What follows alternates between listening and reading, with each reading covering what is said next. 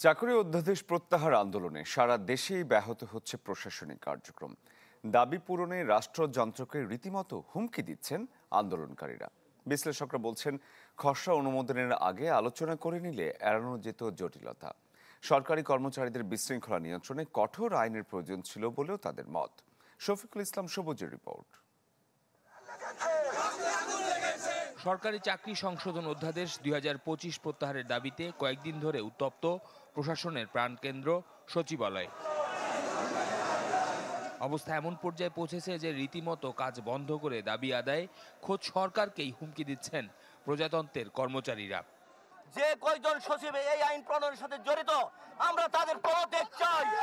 প্রত্যেকে 3 দিন ছুটি নিয়ে আপনারা সিএল ছুটি নিয়ে বাসায় বসে থাকবেন। এরই মধ্যে সমস্যা সমাধানে আন্দোলনকারীদের সাথে বৈঠক করেছে সরকার। কি আছে অধ্যাদেশে যার ফলে এমন প্রতিক্রিয়া সরকারের? কর্মচারীদের 25 মে জারি হওয়া অধ্যাদেশে 4 ধরনের কাজকে অপরাধ হিসেবে গণ্য করা হয়েছে, যা সাজা, চাকরি থেকে বরখাস্ত, অপসারণ এবং পদের গ্রেড কমিয়ে দেয়া। সংশোধিত এই অধ্যাদেশের বিষয়ে জনপ্রশাসন বিশেষজ্ঞ মোহাম্মদ ফিরোজ মিয়া বলেন, 1979 সালের স্পেশাল প্রভিশন অর্ডিন্যান্সের কিছু ধারা এখানে নিয়ে আসা হয়েছে। যে দক্ষতা দেখানো প্রয়োজন ছিল সরকারের আপনার ড্রাফটিংয়ে ভাষাগত, সে দক্ষতা দেখাইতে পারে নাই, যে কারণে এমন কতগুলি শব্দ এসে গেছে যেগুলি নাকি আপনার অপপ্রয়োগের বেশি সম্ভাবনা দেখা দিছে এবং সংবিধানের 135 অনুচ্ছেদের সাথে সেটা সাংঘর্ষিক হয়ে গেছে। তার মতে এখানে সরকারি কর্মচারীরা যে ধরনের জনদুর্ভোগ বিশৃঙ্খলা করছে তা নিয়ন্ত্রণে কঠোর আইন প্রয়োজন ছিল। এটা তো সাধারণ জনগণের কাম্য না, তারা তো জনসেবা থেকে বঞ্চিত হচ্ছে, এই জন্য একটা কঠোর আইন প্রয়োজন ছিল।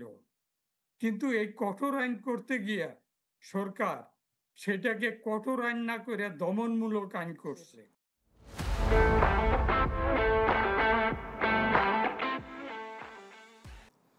উদ্ভূত পরিস্থিতির বিষয়ে ঢাকা বিশ্ববিদ্যালয়ের রাষ্ট্রবিজ্ঞান বিভাগের অধ্যাপক ডক্টর আলী রেজা বলেন, অংশীজনদের সাথে আলোচনা না করে অধ্যাদেশ জারি করায় এমনটা হয়েছে।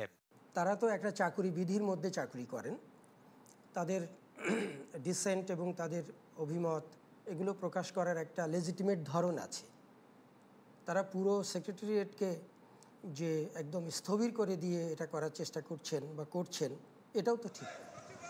তারা দুজনেই বলছেন, শৃঙ্খলার স্বার্থে রাষ্ট্র সমাজ প্রয়োজনীয় আইন ধারা প্রণয়ন করে, তবে অবশ্যই তা করতে হবে সময় প্রেক্ষাপট বিবেচনা করে।